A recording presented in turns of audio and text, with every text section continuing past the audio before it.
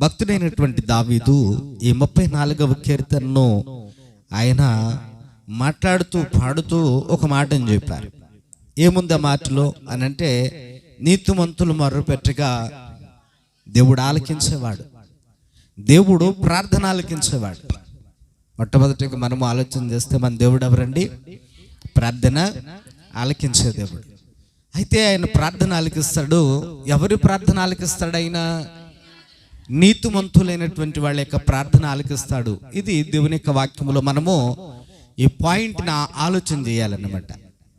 మరి నీతిమంతుల ప్రార్థన దేవుడు ఆలకిస్తే మరి పాపుల సంగతి ఏంటి? సరే, నీతిమంతుల ప్రార్థన దేవుడు ఆలకిస్తే అసలు భూమి మీద నీతిమంతులు అనే వాళ్ళు ఉన్నారనేది బైబిల్ చెప్తుందా? యేసు ప్రభు తప్ప పుట్టిన వారిలో లోకంలో నీతిమంతుడు లేడు, ఒక్కడును లేడు అని చాలా స్పష్టంగా యేసు ప్రభు చెప్తున్నారు. మనం బైబిల్ గ్రంథంలో చదువుకున్నప్పుడు యేసు ప్రభు మాట్లాడతారు. నీతిమంతుల గురించి మాట్లాడాల్సి వస్తే నీతిమంతులు ఎవరూ లేరు అన్నాడు, ఒక్కడును కూడా లేడన్నారు. అందరూ బొత్తిగా దారి తొలగిపోయారని చెప్పారు. అందరూ పాపము చేసి దేవుడు అనుగ్రహించే మహిమను పొందలేకపోతున్నారు అని చెప్పాడు. కాబట్టి ఎవ్వరు నీతిమంతులు కాదే, అందరిలోనూ కూడా పిల్లల కొద్దో గొప్ప పాపం ఉంది. మరి దేవుడు నీతిమంతుల యొక్క ప్రార్థనే ఆలకిస్తే మరి మనం అందరి ప్రార్థనలు దేవుని సన్నిధానానికి వెళతాయండి? ఖచ్చితంగా వెళ్ళు. మరి మన ప్రార్థన దేవుడు ఆలకించాలి అని అంటే నీతిమంతులమై ఉండాలి. మరి మనం నీతిమంతులుగా ఎట్లా ఉండగలుగుతాం మనం అనంటే ఏమీ లేదండి, సింపుల్ లాజిక్. ఏంటనంటే వాక్యంలో ప్రభు మాట్లాడతారంటారు, పిల్లరా ఇదిగో భక్తుడైనటువంటి అబ్రహాము దేవుణ్ణి నమ్మాడు, అది అతనికి నీతిగా ఎంచబడేలా. దేవునికి స్తోత్రం. భక్తుడైనటువంటి అబ్రహాము దేవుణ్ణి నమ్మాడు.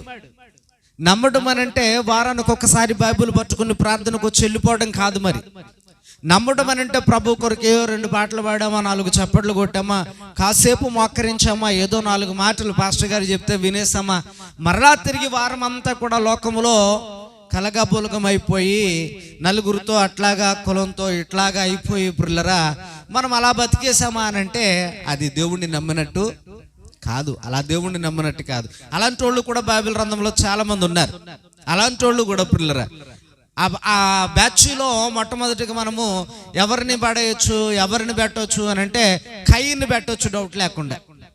ఆ బ్యాచ్లో మొట్టమొదటిగా కయ్యని డౌట్ లేకుండా అందులో పెట్టవచ్చు. ఎందుకనంటే అనుకున్నాడు దేవునితో భక్తి అనంటే ఏమి ఇచ్చినా పర్లేదు, ఎలాగిచ్చినా పర్లేదు, దేవుడే కదా మంచోడు కదా అని అనుకున్నాడు. పిల్లలు ఆలోచించండి. కానీ దేవుడు ఎప్పుడు కూడా శ్రేష్టమైనటువంటివి, రెండవది మంచి మనసుతో సమర్పించేవి, ఇవి మాత్రమే దేవుడు స్వీకరిస్తాడు. పిల్లరా ఎప్పుడు కూడా దేవుడు మన మనసు ఎట్లా ఉందా అని పరిశీలన చేస్తూ ఉంటాడు. ఎప్పుడు కూడా మనము ఏ మనసుతో భక్తి చేస్తున్నామో అది పరిశీలన చేస్తూ ఉంటాడు. ఎప్పుడు కూడా మన మనసులో ఏ విధంగా దేవుణ్ణి ఆరాధిస్తున్నామో, మన మనసులో దేవునికి ఎట్లాంటి ప్రాధాన్యత లేదా ఎలాంటి గౌరవాన్ని మన హృదయంలో ఇస్తూ ఉన్నామో అది మాత్రమే దేవుడు ఆలోచన చేస్తూ ఉంటాడు. కొంతమంది చూడండి పిల్లరా, ప్రార్థన చేద్దాం అనంటే చెప్పక్కర్లేకోకుండానే చాలా భక్తితో మోకరిస్తూ ఉంటారు. ఎందుకనంటే వాళ్ళకి దేవుడికి వారిచ్చేటువంటి గౌరవం అట్లాంటిది.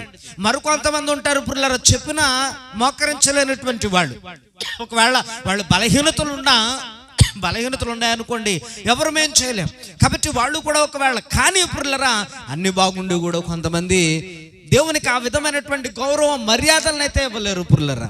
కాబట్టి ఎట్లా నీతిమంతులుగా చేయబడతాం? అప్పుడు ఎట్లాగా దేవుడు మన ప్రార్థన ఆలకిస్తాడు గమనించాలి. వాక్యంలో భక్తుడైనటువంటి కీర్తనకారుడైన దావీదు ఆయన అంటాడు, ఎందుకు ఈ మాట చెప్పాడు? ఆయన నీతిమంతుల ప్రార్థన దేవుడు ఆలకిస్తాడు అని ఎందుకు ఆయన చెప్పాడు అని అంటే పుల్లరా, భక్తుడైనటువంటి దావీదు ప్రార్థనలో దేవుడు దావీదు నీతిమంతునిగా ఉన్నంత కాలము ఆలకించాడా లేదండి? ఆలకించాడు. అయితే ఒక రోజున భక్తుడైనటువంటి దావీదు దేవునికి ప్రార్థన చేస్తుంటే ఆ ప్రార్థన దేవుడు వింటలేదట.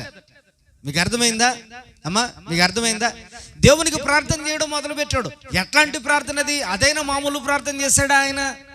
లేదంటే సామాన్యమైనటువంటి ప్రార్థన చేశాడు ఆయన అనంటే ఆయన చేసినటువంటి ప్రార్థన ఎట్లాంటి ప్రార్థన అంటే గట్టిగా ఉపవాసం ఉండి దేవునికి ప్రార్థన చేస్తున్నాడట. దేవునికి స్తోత్రం. కటిక ఉపవాసం ఉండి దేవునికి ప్రార్థన చేస్తూ దేవుణ్ణి అడుగుతున్నాడట. అప్పుడు అంటాడు దావీదు, అయ్యో నేను ఎంతో ప్రార్థన చేస్తున్నాను, మరలా నా ప్రార్థన అంతా తిరిగి నా ఎద్దులోనికి వచ్చేస్తుంది అన్నాడు. ఒక బంతిని గోడకు కొడితే మనం ఎంత ఫాస్ట్గా అయితే ఆ గోడకి వేసి కొట్టామో అంతే మరలా ఫాస్ట్గా మన దగ్గరకు వచ్చేసినట్లుగా ఎంత బాధతో, దుఃఖంతో, వేదనతో భక్తుడైనటువంటి దావీదు దేవునికి ప్రార్థన చేస్తూ ఉన్నాడో ఆ ప్రార్థన అంతా కూడా దేవుని దగ్గరికి వెళ్ళకోకుండా మరలా తిరిగి రిపీట్ అయ్యి వచ్చేస్తుందంటే పిల్లలు భక్తుడైనటువంటి దావీదు యొక్క మధులోనికి. అప్పుడు దావీదు ఆ విషయాన్ని గమనించాడు. అరే నా ప్రార్థన దేవునికి చేస్తుంటే దేవుని దగ్గరికి కదా వెళ్ళాల్సింది, మరలా తిరిగి నా దగ్గరికి ఎందుకు వచ్చేస్తా ఉంది అని అంటే, దేవునికి మానవునికి మధ్య అడ్డుగోడ ఉంటే ఆ అడ్డుగోడ అవతల ఉన్నటువంటి దేవునికి యువతలో ఉన్నటువంటి నీ ప్రార్థన చేరడానికి పుర్లరా అవకాశం లేదు. ఉందండి? లేదు. మరి దేవునికి దావీదుకి మధ్య ఏ విధమైనటువంటి అడ్డుగోడలు లేవు. కానీ ఒక రోజున పుర్లరా భక్తుడైనటువంటి దావీదు అనుకున్నాడు, ఎవరికి తెలియదులే అది రహస్యమైనటువంటి పాపం చేసిన తర్వాత అది దేవునికి దావీదుకు మధ్య అడ్డుగోడగా నిలబడినప్పుడు ఆ అడ్డుగోడకి తగిలి దావీదు ప్రార్థన వెనకొచ్చేస్తా ఉంది పుర్లరా. అప్పుడు దేవుడు ఆలకించలేదండి. మీరు బాగా గమనించాలి. అందుకనే దావీదు ఏమంటాడనంటే, నీతిగా ఉన్నంతకాలం దేవుడు నా ప్రార్థన ఆలకించాడు, ఎప్పుడైతే నీతి తప్పేశానో నా ప్రార్థన ఆలకించడం మానేసాడు దేవుడు. ఆలకించడం మానేయడం కాదు, అసలు నా ప్రార్థన దేవుని దగ్గరికి దేవుని వరకు వెళ్ళట్లేదు, అసలు దేవుని వరకు చేరట్లేదు నా ప్రార్థన. దేవుడు వినేవాడు కాదండి, ప్రార్థన వినేవాడే. పిల్లలు ఆలోచించండి, పాపం పెట్టుకుని ప్రార్థన చేసేవాడి యొక్క ప్రార్థన దేవుని దగ్గరికి వెళ్ళదు. పాపాన్ని ఒప్పుకుని ప్రార్థన చేసేవాడి యొక్క ప్రార్థన దేవుని దగ్గరికి వెళుతుంది. పిల్లలు ఒకసారి మనం బైబిల్ గ్రంథంలో ఆలోచన చేస్తే పాపాత్ముల యొక్క ప్రార్థన కూడా దేవుడు ఆలకించాడు. మరొక చోట ఏమని ఉంటుందనంటే, పాపుల మనవి దేవుడు ఆలకింపడం అని ఉంటుంది. పిల్లలు పాపుల మనవి దేవుడు ఆలకించడం అని ఉంటుంది. మరొక చోట ఉంటుంది, పాపాత్ముల ప్రార్థన కూడా దేవుడు ఆలకించాడు అని ఉంటుంది. ఉదాహరణకి మనం ఆలోచన చేస్తే ఏంటి ఎంత కన్ఫ్యూజన్గా ఉంది వాక్యము అని అనుకుంటున్నారేమో. ఏమండి, ఇక్కడ బైబిల్ గ్రంథంలో పాపాత్ముల యొక్క ప్రార్థన దేవుడు వింటాడండి, వినడు. పాపాత్ముల యొక్క ప్రార్థన దేవుడు వినడు అనడానికి ఉదాహరణ ఏంటి అని అంటే, ఒక పరిసయుడు ఉన్నాడు, దేవుని మందిరానికి వచ్చాడు, మనకులాగే కూర్చున్నాడు, చక్కగా ప్రార్థన చేయడం మొదలెట్టాడు. ప్రభా నేను ఉపవాసం ఉన్నాను, దశమభాగం ఎత్తున్నాను, అది చేస్తున్నాను, ఇది చేస్తున్నాను, ఆ దొంగోళ్ళ లేను, ఏళ్ళ లేను, ఆళ్ళలా లేనని తనకు తానే గొప్పగా అలా మాట్లాడుకుంటూ ఏదో గొప్పగా చెప్పుకుంటూ ఉన్నాడు. దేవుని బిడ్డలారా, దేవుడు అవేమీ వినట్లేదండి. పిల్లలారా గమనించాలి, బాగా గమనించాలి. అయితే ఇంకొక పాపి ప్రార్థన చేస్తా ఉన్నాడు, ఆ పాపి ప్రార్థన మాత్రం దేవుని దగ్గరికి వెళ్ళిపోతుంది. దేవుడు ఆ ప్రార్థన వింటున్నాడు, జవాబిస్తున్నాడు. దేవునికి స్తోత్రం, హల్లెలూయా. ఈ పాపి ఎవరు అని అంటే పిల్లల సుంకరి. ఇతను ఎలా చేస్తున్నాడు అని అంటే, ఇతను పరిచయుడు పాపాన్ని దాచుకుని చేస్తున్నాడు, భక్తుడైనటువంటి యొక్క సుంకరి పాపాన్ని ఒప్పుకుని చేస్తున్నాడు. పిల్లరా, అయితే పాపాన్ని ఒప్పుకుని ప్రార్థన చేసేవాడు నీతివంతుడుగా మారతాడు. పిల్లరా, పాపాన్ని ఒప్పుకుని మరలా తిరిగి ఆ పాపం జోలికి వెళ్ళకోకుండా ఆ పాపము నిమిత్తమై పశ్చాత్తాపడి ప్రభు యొద్ద నుండి ప్రాయశ్చిత్తం పొంది మరలా పాపం వైపు చూడని వాడు నీతిమంతుడిగా ఎంచబడతాడు. ఆ జాబితాలో సుంకరిని దేవుడు చేర్చాడు. దేవునికి స్తోత్రం, హల్లెలూయా. చూడండి, బైబిల్ గ్రంథంలో ఒక పాపాత్మురాలు అని వ్రాయబడిందండి. దేవుడు ఆమె ప్రార్థన విన్నాడా? అమ్మ చెప్పండి, ఆమె ప్రార్థన విన్నాడా లేదా? పాపాత్మురాలు అని పేరు పెట్టబడింది ఆమెకి. ఆ పాపాత్మురాలైనటువంటి స్త్రీ ప్రభు పాదాల దగ్గరకు వచ్చి మనుషులకు వినబడకోకుండా తనలో తానే మూలుగుచూ ప్రార్థన చేస్తుందట. వినబడిందా దేవునికి? లేదా?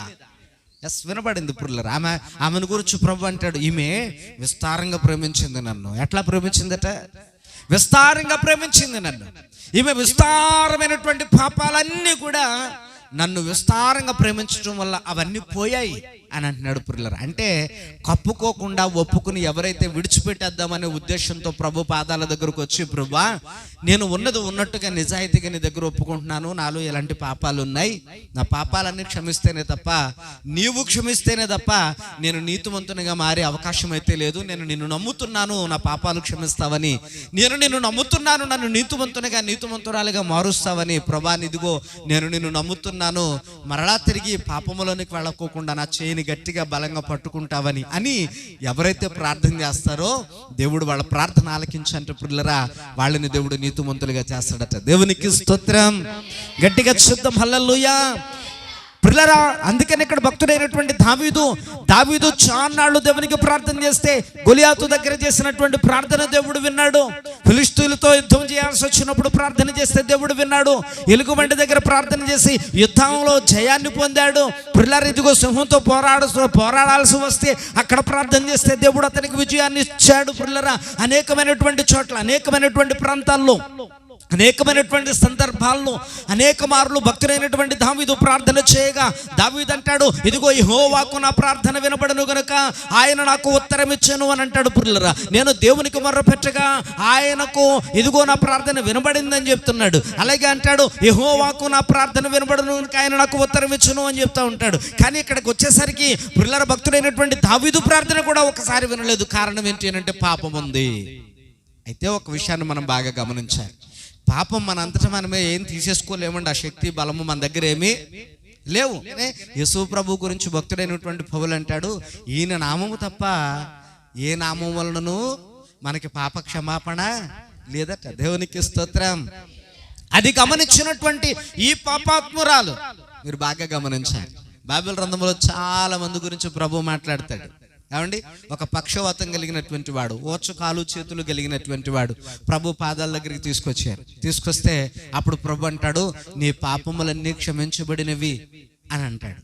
పాపములన్నీ క్షమించబడిన తర్వాత అప్పుడు ప్రభు అంటాడు, నీ పాపాలు క్షమించబడ్డాయి, నువ్వు లేచి నీ పరుపెత్తుకుని నువ్వు ఇంటికి వెళ్ళిపో అన్నాడు. పిల్లరా దేవుడు పాపాలు క్షమిస్తేనే తప్ప యేసు ప్రభు మూలంగా తప్ప ఆయన నామం మూలంగా తప్ప మనకి పాప విమోచన లేనే లేదు. అందుకనే మనం ప్రార్థన చేసిన ప్రతిసారి యేసు నామములో నా పాపములన్నీ కడిగి నన్ను పవిత్రపరచు ప్రభువా, నన్ను శుద్ధినిగా చేయను, అయినా నీతిమంతురాలుగా మార్చని ప్రార్థన చేస్తాం. దేవునికి స్తోత్రం.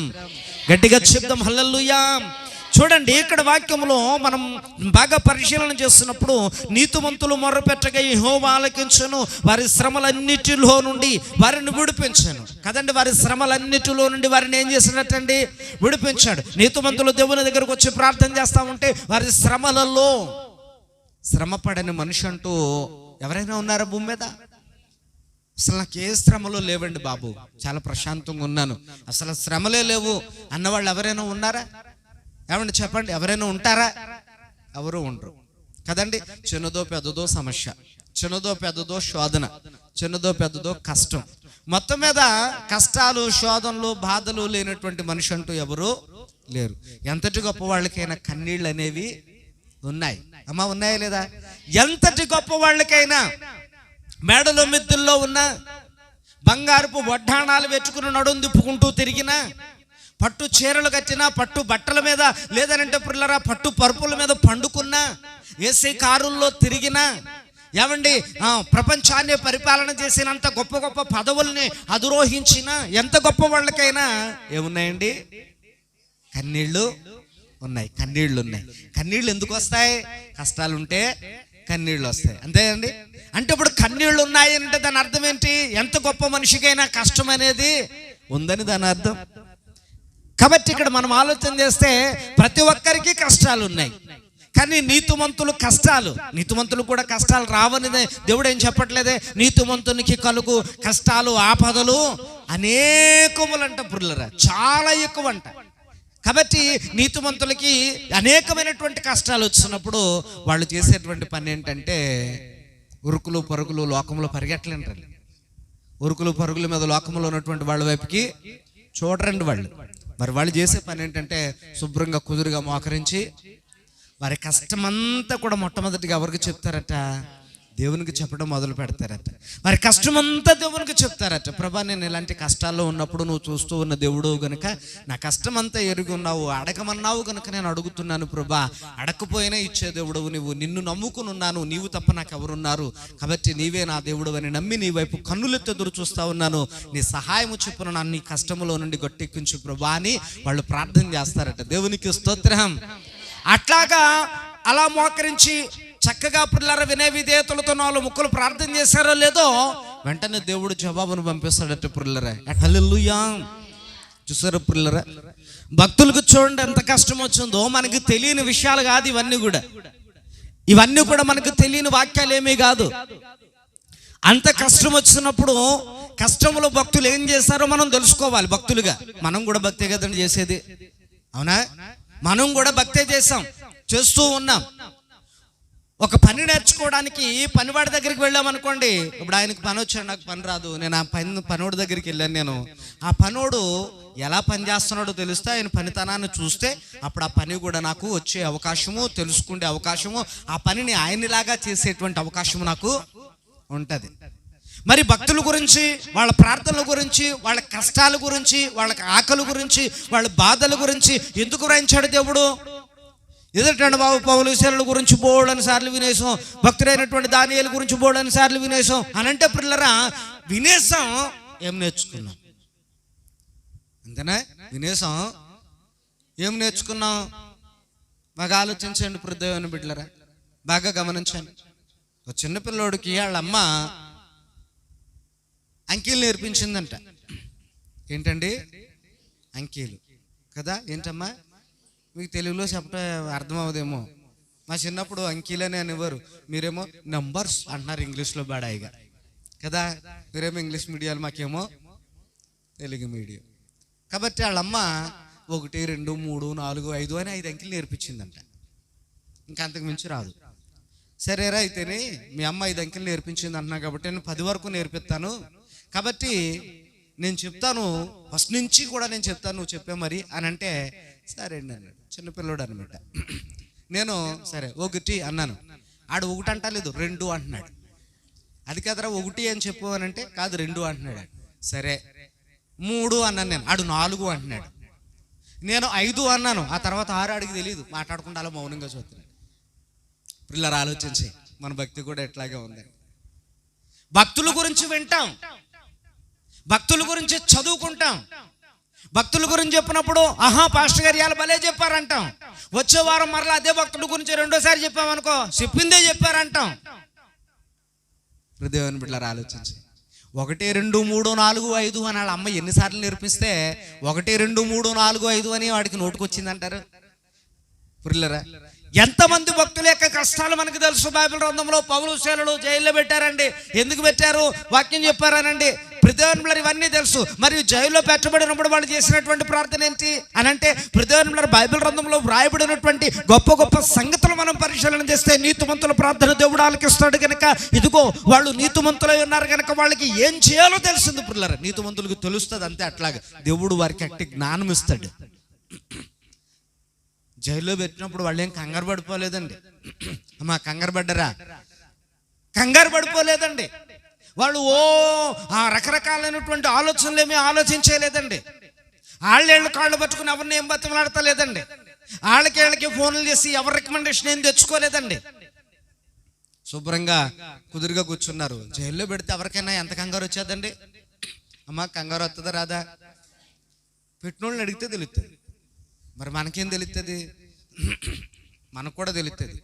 ఓ పోలీసు అయినా అక్కడ చూస్తేనే కంగారు వచ్చేసి ఈదులోంచి పోతామని భయం మనకి. అమ్మా భయమా కదా? భయమే. ఒకవేళ పొరపాటున ఎవరన్నా పిలిచారనుకోండి, ఓ పోలీసు అయినా, అమ్మ ఒకసారి వెళ్ళరా, అయ్య బాబు నాకేం తెలియదండి అయ్యారు అని అంటామా? అంటామా లేదా? అలా కదమ్మా, పలానా అడ్రస్ ఎక్కడుందో చెప్పు. బాబు నాకేం తెలియదండి బాబు, నేను చెప్పానని తెలుస్తాను, నా మీదకి వచ్చేస్తారండి ముళ్ళకంపలు అని భయపడిపోతాం మనం ఆటోమేటిక్గా. అవునా కాదమ్మా? అంటే వాళ్ళ జోలికి అంత ప్రమాదం అని అర్థం. వీళ్ళు తీసుకెళ్ళి జైల్లో పెడితే కుదురుగా కూర్చున్నారంట. కుదురుగా కూర్చొని చేసే పనులు ఏంటండి? పాటలు పాడుతున్నారు. విచిత్రం అది. మరి మనం చాలాసార్లు నేర్చుకున్నాం కదా, నేర్చుకున్నామా లేదా? పౌలు శీలలు ఏం చేశారండి? జైల్లో పాటలు పాడారండి. ఏం చేశారమ్మా? ఇంకా ప్రార్థన చేశారండి. మనకు తెలీదా? అసలు ఆలోచన వస్తుందా? జైల్లో పెడితే ఆలోచన వస్తుందా? కానీ వీళ్ళకి వచ్చింది. మరి అది గొప్పతనం. దేవునికి స్తోత్రం. గట్టిగా చెప్తాం హల్లెలూయా. మరి వీళ్ళకి వచ్చింది. ఎందుకు వచ్చింది అని అంటే, వీళ్ళకు ఒక గుణం ఉంది. కష్టం వచ్చినప్పుడు దేవుని వైపు చూసే గుణం ఉంది. బాధ కలిగినప్పుడు దేవుని వైపు చూసే గుణం ఉంది. కన్నీళ్ళు వచ్చినప్పుడు దేవుని వైపు చూసే గుణం ఉంది. ఒకవేళ ఎలాంటి పరిస్థితులు వచ్చినా దేవునితో చెప్పుకునేటువంటి అలవాటు ఉంది వీళ్ళకి. హల్లెలూయా. అందుకనే కంగారు ఏం పడలేదు. జరగాల్సింది అలాగే జరుగుద్ది. అది నష్టమో కష్టమో, అమ్మా మంచో చెడో జరగాల్సిందే, అట్లాగా జరగదా? అట్లాగా జరుగుద్ది. మరి జరగాల్సిన దాన్ని మనం ఏమైనా ఆపగలమా? ప్రార్థన చేసి ఆపొచ్చు తప్ప చిందులేసి అయితే మనము ఆపలేము. కంగారు పడి మాత్రం ఏమాత్రము ఆపలేము. అందుకని ఇక్కడ భక్తుడు అయినటువంటి దావీదు అందుకనే చెప్తున్నాడు, ఆయన నీతిగా ఉంటే ప్రార్థన ఎంత ప్రార్థన చేసినా, రోజు ప్రార్థన చేసిన, అత్తమాను ప్రార్థన చేసిన విసుగు లేకుండా దేవుడు వినేస్తాడు. మన దేవుడు ఎంత గొప్పోడు అంటే, నువ్వు నీతిగా ఉండి ఒక్క మాట పలికినా, అబ్బా నా బిడ్డలు ఎంత బాగా మాట్లాడుతున్నారో, డాడీ అని నన్ను ఎంత బాగా పిలుస్తున్నారు, పరలోకపు తండ్రి అని ఎంత బాగా గౌరవంగా సంబోధిస్తా ఉన్నారో. కాబట్టి వీళ్ళు ప్రార్థన ఆలకించాలనుకుంటాడంట దేవుడు. అసలు నీ మాటలు వినడానికే ఆయన చెవి యొగ్గు ఉంటాడంటే ఇప్పుడు దేవుని బిడ్డలారా, అంత అద్భుతమైన సంగతి. అదే నీతి లేదనుకోండి, దేవుడు మన ప్రార్థన కాదు కదా, ఎంత ఏడ్చి ప్రలాపించిన కనీసం ఒక్క మాట కూడా వెళ్దా ఆయన దగ్గరికి. వింటాడాయన, ఎందుకండో వింటాడాయన, కానీ వెళ్దంతే ప్రార్థన. కాబట్టి ఇక్కడ దేవుని యొక్క పరిశుద్ధ లేఖనాల్లో చూడండి ప్రియులారా, వారి శ్రమలన్నిటిలో నుండి వారిని విడిపించను అని అన్నాడు. చూడండి, పౌలు శీలను జైల్లో పెట్టినప్పుడు దేవుడు ప్రార్థన చేయగా, భక్తులు ప్రార్థన చేయగా దేవుడు విడిపించాడట ప్రియులారా. అలాగే ఇంకా బైబిల్ గ్రంథంలో చాలా మంది మనకు అట్లా కనబడుతూ ఉంటారు. దానియేలు ప్రార్థన చేయగా, షద్రక్ మేషక్ అబేద్నెగో అనబడినటువంటి వాళ్ళు ప్రార్థనలు చేయగా, ఇట్లాగ ప్రియులారా ఏలియా ప్రార్థన చేయగా, యెహోషువ ప్రార్థన చేయగా, మోషే ప్రార్థన చేయగా అని వ్రాయబడింది బైబిల్ గ్రంథంలో. వీళ్ళందరూ కూడా కష్టకాలం ముందు యెహోవాకు మొర్రపెట్టిరి. దేవునికి స్తోత్రం, హల్లెలూయా. కష్టకాలం ముందు దేవునికి ప్రార్థన చేయటం నేర్చుకోవాలి మనం భక్తులుగా. అమ్మా మనం ఏం చేయాలి? మనకున్నటువంటి ఒకే ఒక్క ధైర్యం, ఆయుధం, ఒకే ఒక్క నమ్మకం ఏంటనంటే ప్రియులారా, దేవుడు ప్రార్థన ఆలకించేవాడు. మనం నీతిగా ఉండి ప్రార్థన చేస్తే చాలు, మన జవాబులు మనకి వచ్చేస్తాయి. బాగా ఆలోచించండి ప్రియులారా. ఇప్పుడు ఎవరికైనా ఒక లెటర్ రాసామనుకోండి, ఒక జాబు రాసామనుకోండి. జాబ్ అంటే ఏంటి? పూర్వంలో మనం చదువుకున్నప్పుడు ఏముండే? జవాబు అంటే నేను ఒక ఉత్తరం ఇస్తే మరలా తిరిగి వచ్చింది అనుకోండి, నేను వేసిందేమో జాబు, వచ్చిందేమో జవాబు. దేవుడు అంట మనం రాసినటువంటి ఉత్తరం ఆయన దగ్గరికి చేరితే ఆయన మరలా తిరిగి ప్రత్యుత్తరం పంపించే దేవుడు అంటే. దేవునికి స్తోత్రం. అందుకనే దావీదు అంటాడు, యెహోవాకు నేను మొర్రపెట్టగా యెహోవా నాకు ఏమిచ్చాడు? ఉత్తరం వచ్చింది మరలా ఆయన దగ్గర నుంచి. ఇది వెళ్ళాలి కదా అక్కడికి. అమ్మా మనం రాసిన ఉత్తరం ఎక్కడికి వెళ్ళాలి? చేరాల్సిన ఏదైతే అడ్రస్ రాసినామో ఆ అడ్రస్ పురులరా, ఆ అడ్రస్ అనేటువంటిది మన నీతితో కూడినటువంటిదే ఉండాలి పురులరా. ఆలోచించండి. అందుకనే వాక్యంలో దేవుడు ఏమంటున్నాడనంటే, నీతిమంతులు ప్రార్థన చేస్తే వారి కష్టాలన్నీ దేవుడు పోగొట్టేస్తున్నాడంట. వారి కష్టాలన్నీ దేవుడు ఒక్కొక్కటి తీసేస్తున్నాడంట, తొలగించేస్తున్నాడంట పురులరా. అయితే నీతిమంతుల కష్టాలు పోవడానికి కొంతకాలం పట్టవచ్చు, కానీ ఇప్పుడు దేవుని బిడ్డలారా వారి ప్రయాస ప్రార్థన వృధా అయితే మాత్రము ఖచ్చితంగా కాదు. చూడండి, ఇక్కడ వాక్యములో మనం ఇంకా 2 మాటలు చదువుకోగలిగితే వాక్యములు ఏనంటాడు ఇప్పుడు దేవుని బిడ్డలారా, విరిగిన హృదయము గల వారికి యెహోవా ఆసన్నుడు, నలిగిన మనసు గల వారిని ఆయన రక్షిస్తాడు. దేవునికి స్తోత్రం. చూడండి, నీతిమంతులు ఎట్లా ఉన్నారు అని అంటే ఇప్పుడు దేవుని బిడ్డలారా, విరిగిన హృదయం గల వారికి. హృదయం ఎప్పుడు ఇరిగిపోద్దండి అమ్మా? ఎప్పుడు ఇరిగిపోద్ది? లేనిపోని మాటలన్నీ అనేస్తున్నారు అనుకోండి, ఎంత నీతిగా ఉన్నాయా, ఇన్ని మాటలు పడాల్సి వస్తూ ఉందని చెప్పేసి అలాంటి వ్యక్తుల మీద ఎంత నమ్మి ఎంత చేసినా ఇలాంటి పరిస్థితి కలుగున్నారు మనుషులని మనసు ఇరిగిపోతూ ఉంటుంది పురులరా. బాగా ఆలోచించండి. అప్పుడు వాక్యంలో ప్రభు అంటున్నాడు, విరిగినటువంటి మనసు కలిగినటువంటి వారు ప్రభువు దగ్గరకు వస్తే అసలు దేవుడు వారికి ఇంకా సమీపంగా ఉన్నాడటండి. అద్భుతం. దేవునికి స్తోత్రం, హల్లెలూయా. ఎక్కడున్నాడు ఆయన అనంటే, అదిగో గడప దగ్గర ఉన్నాడట. గడప దగ్గరే. అయ్యో విరిగి నలిగిపోయి ఉన్నారు, వీళ్ళు ఎట్లాగా బాధను భరించగలుగుతారు, వారు ఎట్లాగా పరిస్థితిని అధిగమించగలుగుతారు, వీళ్ళకి నా సహాయం అవసరం కదా, పిలిస్తే పలికేద్దాం అని పక్కనే ఉంటాడట దేవుడు. దేవునికి స్తోత్రం. పిలిస్తే పలికేద్దాం, అడిగితే సహాయము చేసేద్దాం. ప్రభా నువ్వు తప్ప ఎవరున్నారు అని అంటే చంకనెత్తేసుకుందాం అని అనుకుంటాడట దేవుడు. దేవునికి స్తోత్రం. గట్టిగా చెప్దాం హల్లెలూయా. కాబట్టి విరిగి నలిగిపోయినటువంటి మనసు దేవునికి ఎంతో ఇష్టమైనటువంటి బలి అర్పణతో సమానం. బలి అర్పణతో సమానం పురులరా. ఆనాటి కాలంలో ప్రియులరా, పాత నిబంధన గ్రంథంలో మనం చదువుకుంటే ఒక మనిషి యొక్క పాపం పోవాలి అని అంటే అప్పట్లో వాళ్ళు బలులు అర్పించేవారటండి. ఏమండి, గొర్రెలను, కోడెదూడలను, పావురాళ్లను, ఇట్లాగా కొన్ని రకాలైనటువంటి జీవులను వారు బలర్పించేవారట. ఇప్పుడు దేవుడు అన్నాడు, అవన్నీ నాకు ఏమక్కర్లేదు, నీ విరిగి నలిగినటువంటి మనసును చూసావా, అసలు ఎన్నాటికంటే ఇష్టమైనటువంటి బలి నాకు అది. దేవునికి స్తోత్రం, హల్లెలూయా. ఎందుకని అమ్మా వింటున్నారా? ఎందుకని అనంటే కష్టాలకు బలైపోయి నీ హృదయం నలిగిపోయింది, కన్నీళ్లకు బలైపోయి నీ హృదయం చితుకుపోయింది, వేదనల చేత, బాధల చేత, అనేకమైనటువంటి శ్రమల చేత ఇదిగో నువ్వు బలైపోయావు. నేను ఎందుకోసం బతకాలి, ఎవరి కోసం బతకాలని నిస్సహాయ స్థితిలోనికి, నిస్పృహలోనికి వచ్చేస్తావు నువ్వు. అలాంటప్పుడు నీ హృదయము ఎంత విరిగి నలిగిపోయిందో, ఆల్రెడీ నువ్వు బలైపోయావు, అలాగూ నువ్వు నా దగ్గరకు వచ్చేస్తే నాకు ఎంత ఇష్టమో నువ్వు అలా ఉండడం అని చెప్పి ప్రభువా ప్రియులారా, వెంటనే ప్రార్థన ఆలకించడానికి సమీపంగా ఆసనుడు పక్కనే ఉంటాడట దేవుడు. దేవునికి స్తోత్రం, గట్టిగా చెప్దాం హల్లెలూయా. ఆసన్నుడు ప్రక్కనే ఉంటాడట వినడానికి ప్రియులారా, ప్రక్కనే ఉంటాడంట వినడానికి ప్రియులారా. బాగా ఆలోచించే షద్రక్ మెషక్ అబేద్నెగోలను అగ్నిగుండంలో అలా తోసేసారు ముగ్గురిని. నాలుగోవాడు వెంటనే వచ్చేసాడు అక్కడికి. దేవునికి స్తోత్రం. ముగ్గురిని అలా తోసాయి కానీ నాలుగోవాడు వెంటనే వచ్చేసాడు. ఆలస్యం ఏమైనా ఉందండి? రాజుగారు చూస్తున్నారు, ముగ్గురిని తోసేయడం రాజుగారికి తెలుసు, ముగ్గురు అందులో ఓడిపోవడం రాజుగారు చూశారు పుల్లరా. ఇప్పుడు ఆ ముగ్గురు అందులో కాలిపోయి అటు ఇటు తిరుగుతారేమో అని అనుకుంటున్నారు పుల్లరా. పడిపోయిన వెంటనే వాళ్ళు లేవగానే మంటల్లో నుంచి నాలుగోవాడు పక్కన కనబడుతున్నాడు. అప్పుడు రాజు అడుగుతున్నాడు, ఇదేంట్రా ముగ్గురు చూస్తే నలుగురు కనబడుతున్నారు, ఏంటి సంగతి అని అంటే, ఇప్పుడు దేవుని బిడ్డలరా, ఆపదలో ఉన్నటువంటి వారికి దేవుడు ఆసనుడు కదా, ఎలా వదిలేస్తాడు? దేవుడికి ముందే తెలుసు అందులో పడిపోతారు నా బిడ్డలు, వెంటనే రక్షించేద్దాం అని అక్కడే ఉన్నాడు దేవుడు పక్కనే. దేవునికి స్తోత్రం, హల్లెలూయా. మరి అదేంటంటారు చెప్పండి? బలైపోతున్నారా అమ్మా? చెప్పండి, బలైపోతున్నారా? అగ్నికి బలైపోయే పరిస్థితిలో ఉన్నప్పుడు వాళ్ళ హృదయం దేవునికి ఇచ్చి, ప్రభా నీకు ఇష్టమైన బలి అన్నావు, అదే మా దగ్గర ఉంది, తీసుకో అన్నారు ప్రియులారా. తీసుకోవడానికి యేసు ప్రభు వచ్చాడు. వెంటనే చంకనెత్తుకుని అరచేతుల్లో వారిని కంటికి రెప్పలాగా కాపాడి బయటికి తీసుకురాగానే కనీసం వారి ఒంటి మీద ఉన్నటువంటి వెంట్రుకకైనను అగ్ని హాని చేయలేకపోయిందట. ఎంత బాగా కాపాడాడో దేవుడు కదండి అమ్మ, చెప్పండి అవునా కాదండి? ఎంత అద్భుతమో దేవుని బిడ్డలారా. అందుకని వాక్యంలో దేవుని యొక్క పరిశుద్ధ లేఖనాలు అని చెప్తున్నాడు ప్రియులారా, నీతిమంతునికి ప్రార్థన దేవుడు ఆలకిస్తాడట. నీతిమంతుడు ఎవరైతే దేవునికి ప్రార్థన చేస్తూ దేవునికి తన బాధంతా చెప్పుకుంటారో వాళ్ళ ప్రార్థనకు తగిన జవాబులు పంపిస్తాడట. నీతిమంతుడు ఏడుస్తూ ఉంటే కన్నీళ్లు దేవుడు తుడుస్తాడట. నలిగిపోతూ ఉండి హృదయం అంతా కూడా విరిగి నలిగిపోతూ ఉంటే అది ఇష్టమైనటువంటి బలిగా దేవుడు స్వీకరించి పిలిస్తే పలికేద్దాం అన్నట్లుగా పక్కనే ఆసనుడే దేవుడు ఉంటాడంటే ఇప్పుడు దేవుని బిడ్డలరా. ఇదిగో ఇవన్నీ కూడా ఎవరికి అని అంటే వాక్యంలో ప్రభు చెప్తున్నాడు, ఎవరైతే తన పాపమును కప్పుకొనక ఒప్పుకొని దేవుని దగ్గరకు వచ్చి, ప్రభా నేను ఎట్లాంటి పాపిని, నన్ను జ్ఞాపకం చేసుకో అని సుంకరిలాగా అడుగుతారో అట్లాంటి వారి ప్రార్థన దేవుడు ఆలకించడానికి ఇష్టపడుతూ ఉన్నాడట.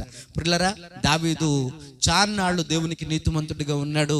చేయరాని పాపం చేయాల్సిన పరిస్థితి వచ్చినప్పుడు చేయరాని పాపం చేసి దేవునికి దూరమయ్యాడు, తన నీతిని పోగొట్టుకున్నాడు.